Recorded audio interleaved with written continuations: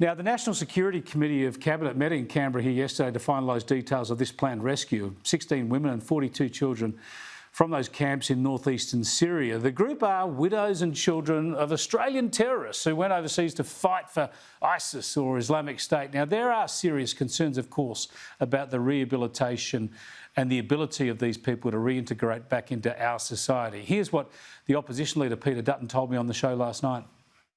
What we have to do is what is in our country's best interest, not just those children who, I mean, it breaks your heart to see kids in that environment, either born into that environment or dragged by their parents irresponsibly into a theatre of war. And we have a responsibility to Australian citizens, I accept that.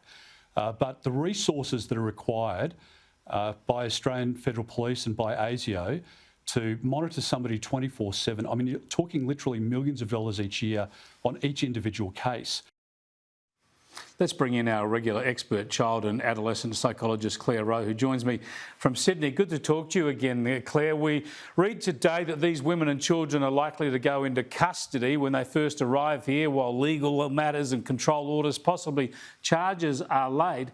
What do you see as the real risks here for the adults and for the children in terms of integrating back into society?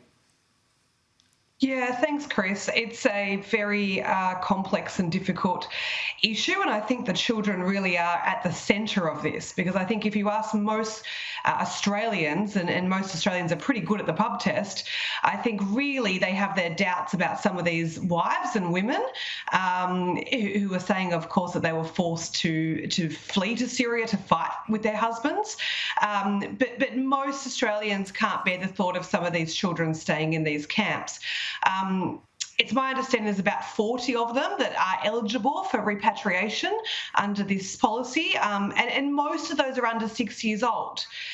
But when we talk about risks, I mean, as a developmental expert, I know that most of your worldviews and your core values and your, developmental processes that are extremely important in the brain occur in the first few years of life. And these children have been brought up in a very dangerous bubble. I mean, the reports coming out of these camps is that Islamic State is rife. There are, frequent murders. There's, of course, poor food, water, no education, no healthcare, and it breaks your heart, as Peter Dutton said, to hear of children who are eligible for Australian citizenship. However, these children, as I said, have been brought up in this bubble, and it will need to be a very sophisticated, thought-out process of how we reintegrate them back into Australian life. My fear is that this is an impulsive kind of humanitarian move, which I think we should do for these children, but I think we need to have a plan, not just for the next 12 months, but for the next 5 or 10 years of their life. And the other thing to consider, Chris, is that if we're going to do it, I do think we should do it now, given that these children are, most of them, under 6 years old. It would be a different matter if we were looking at reintegrating, rehabilitating children aged 13, 14, 15.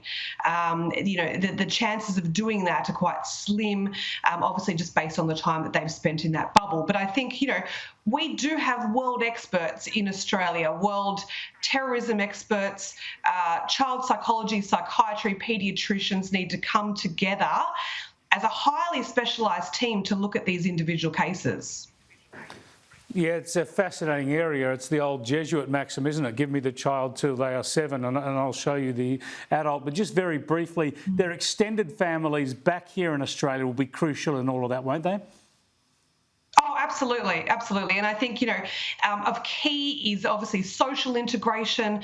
We need long-term monitoring. They'll need to be supported by their Australian families here, and we're talking social activities, the education system, and actually extensive support for the mothers that come with them, because they will be key in the messages that they deliver their child in the importance of reintegrating and rehabilitating into an Australian way of life.